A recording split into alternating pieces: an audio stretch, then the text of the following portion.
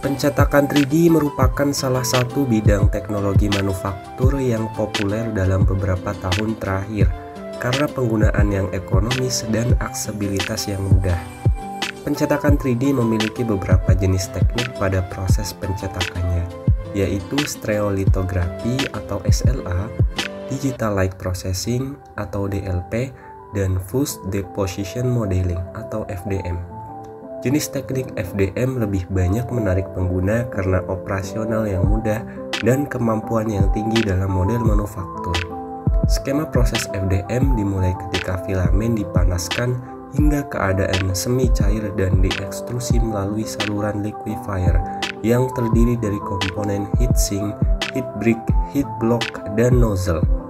Kemudian filamen tersebut akan keluar pada bagian ujung nozzle dengan membentuk lapisan demi lapisan objek pada bed layer.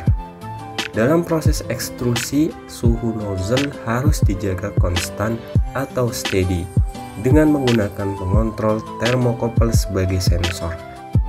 Salah satu masalah yang banyak ditemui oleh pengguna yaitu penyumbatan filamen pada bagian nozzle dikarenakan distribusi suhu yang tidak merata terjadi pada bagian liquefier, di mana suhu yang terlalu tinggi dihasilkan dari komponen liquefier dapat menyebabkan menurunnya performa dari mesin 3D printer tersebut. Ketika suhu meningkat, viskositas polimer yang meleleh akan menurun. Polimer cair mengalir melalui nozzle lebih mudah dengan penurunan tekanan yang lebih kecil.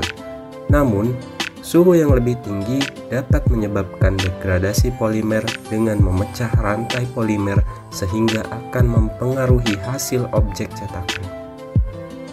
Oleh karena itu, salah satu komponen liquefier yaitu heatsink diperlukan untuk mendinginkan suhu liquefier saat proses ekstrusi berlangsung.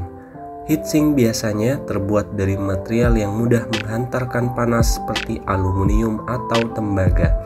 Heatsink akan mengkonversi panas secara paksa yang dihasilkan dari komponen kipas extruder sehingga panas akibat konduksi dari cartridge pemanas di dalam heat block dapat cepat dibuang keluar ke lingkungan.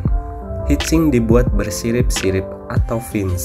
Karakteristik fin juga menentukan tingkat transfer panas. Beberapa peneliti melakukan perubahan pada desain heatsink dengan memodifikasi bagian fin seperti ketebalan, tinggi, profil fin, bahkan menghilangkan fin karena pemasangan fin tidak selalu mengakibatkan peningkatan laju perpindahan kalor, di mana mekanisme konduksi merupakan halangan yang lebih besar terhadap laju aliran kalor.